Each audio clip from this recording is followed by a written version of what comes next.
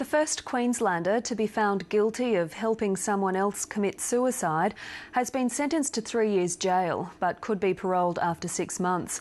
50-year-old Merin Nielsen from Mount Nebo, west of Brisbane, was charged with aiding the suicide of an elderly man at his Brisbane home 3 years ago.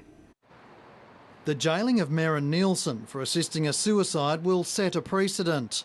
It's the first time that someone's been convicted of assisting suicide in this state under the Criminal Code. The decision will be significant, I think, in future cases. I'm very disappointed about it. I just wish the laws were changed so that people didn't find themselves caught up in this sort of situation. But pro-life groups have a different view. The law states that life has a value, and by having a penalty in place, it reinforces the fact that that life has a value. In June 2009, 76-year-old stroke survivor Frank Ward took his own life at his Clayfield unit. Toxicology reports showed his blood was laced with pentobarbital, a drug used to euthanase animals. The Supreme Court heard his friend Merin Nielsen flew to Mexico to get the drug for Mr Ward, who was intent on taking his own life. Mr Ward wasn't terminally ill or incapacitated, but had looked after his wife before she died and didn't want to end up the same way. A jury found Mr Nielsen guilty late yesterday.